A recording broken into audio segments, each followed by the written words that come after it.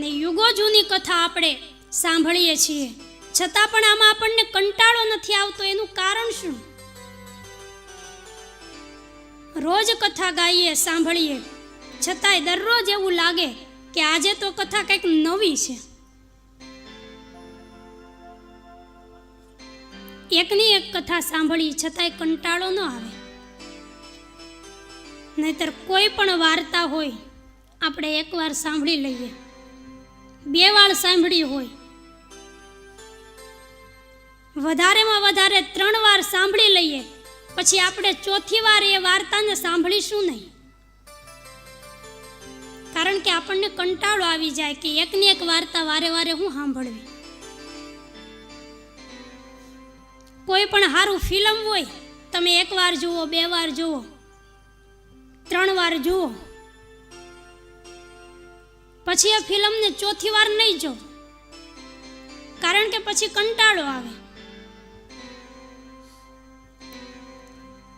પણ ભગવાનના ગુણોની કથા આજે યુગો યુગોથી ગવાતી આવે છે, અને છતાંય લોકોને કંટાળો નથી આવતો. એનું કારણ કે આ કથા એ માત્ર રામના ગુણોની કથા નહીં, પણ આ દરેકે દરેક માણસના આત્મા રામની કથા છે.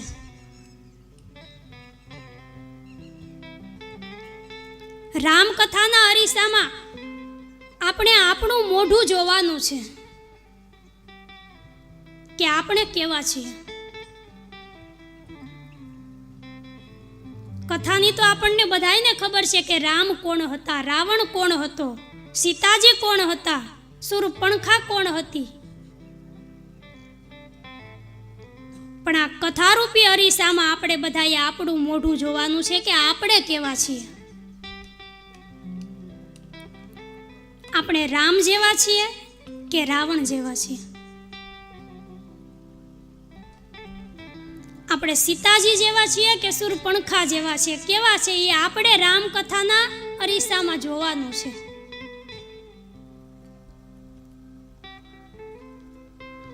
રામ કથા એ એક જીવનનો નવો આદર્શ આપે છે. જીવન જીવવાનો એક આપણને કળા શીખવાડે છે કે જીવનને કઈ રીતે જીવવું જોઈએ.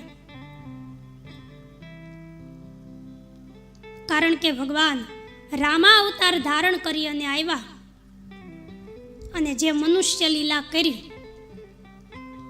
એ બધી લીલા દરેક માનવીને લાગુ પડે છે.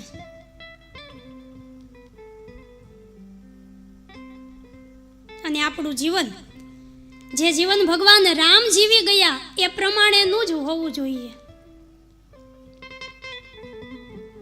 કારણ કે સમસ્ત સંસારે એવું સ્વીકાર્યું છે કે જીવન કેવું હોવું જોઈએ, તો દરેક એવું કહેશે કે જીવન એ ભગવાન રામ જેવું હોવું જોઈએ. જીવનમાં મર્યાદા કેવી હોવી જોઈએ, તો એ પણ ભગવાન રામ જેવી હોવી જોઈએ.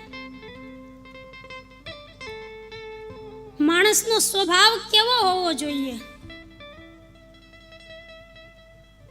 સ્વભાવ પણ ભગવાન રામ જેવો હોવો જોઈએ.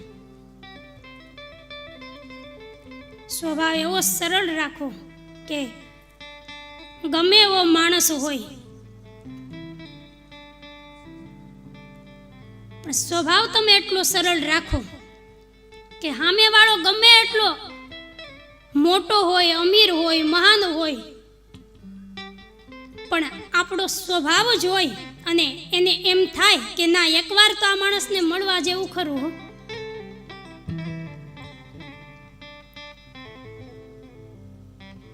તમે ગમે એટલા જીવનમાં આગળ વધી જાઓ, ખૂબ મોટા માણસ બનો, મહાન બનો, ગમે એવી ઊંચી પોસ્ટ ઉપર પહોંચી જાઓ, પણ સ્વભાવ એકદમ સરળ રાખો.